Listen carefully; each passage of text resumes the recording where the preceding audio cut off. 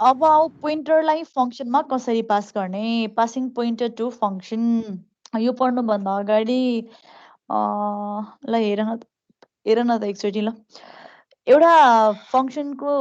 बनाइरहेछ add grace mark अथवा कुनै certain केही फंक्सन छ अरे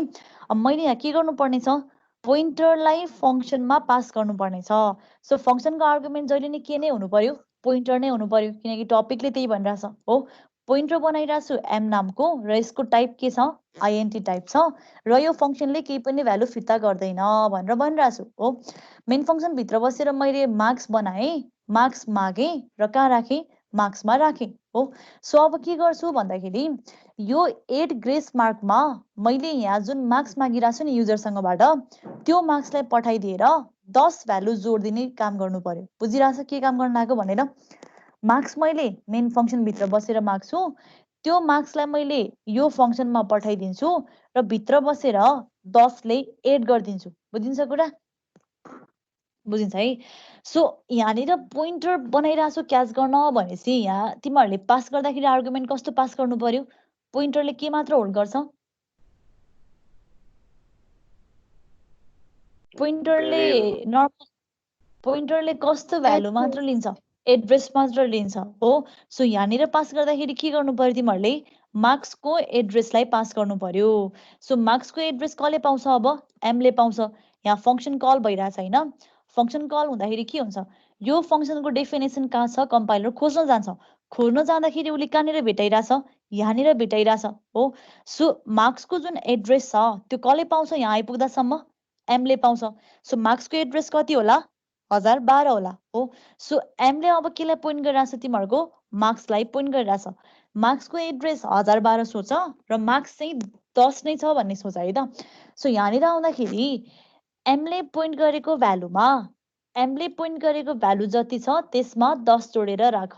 सो यसको आउटपुट कति आउला अब यहाँनिर 10 × 4 हुन्छ र यहाँ तिमीहरूले पोइन्टरको एड्रेससँग काम गरेर पोइन्टरले पोइन्ट गरेको भ्यालुसँग काम गरेर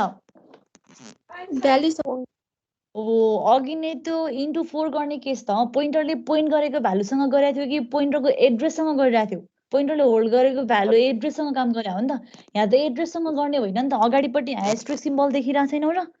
यसको मिनिङ भनेको एड्रेस भने हो कि पोइन्टरले पोइन्ट गरेको भ्यालु भने हो पोइन्ट गरेको भ्यालुको सिनारियो छ भने इन्टु 4 + 4 गरेर बस्ने होइन एमले पोइन्ट गरेको भ्यालुमा अघि मैले मार्क्स कति अज्युम गरिरहेको थिएँ 10 अज्युम गरिरहेको थिएँ 10 छ हो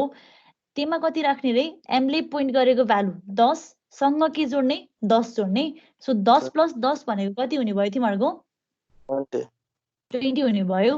त्यो 20 लाई कहाँ राख्छ अब एमले पोइन्ट गरेको भ्यालुमा हो सो फंक्सनको काम सक्यो ब्याक कहाँ जानु पर्यो अब यसलाई कल गरेको लाइन यो थियो यस पछाडिको लाइन अफ कोड जुन हो त्यसमा जान्छ त्यस पछाडिको लाइन अफ कोड के भेटाउँछ print of the final marks is %t अब मार्क्सबाट तान्दा कति आउँछ आउटपुट 20 आउँछ है नजुकिने है त्यो नम्बर अफ बाइट्सले मल्टिप्लाई गर्ने जोड्ने डिभाइड गर्ने भनेको एड्रेसको कुरा आयो भने मात्र गर्ने हो पोइन्टरले पोइन्ट गरेको भ्यालुको कुरा आइरहेछ भने कहिले पनि त्यहाँ प्लस माइनस गरेर बस्ने होइन नर्मल इन्टिजर कन्स्ट्यान्ट जति दिएछ त्यहीसँग मात्र काम गर्ने है सो यो त भयो त्यो यो अप्पर केस लोवर केस यो तिमीहरूलाई क्लासमा गराइसकेको छ यो कोडमा त केही कन्फ्युजन छैन होला आजको भ्यालु 32 ले जोड्ने घटाउने हैन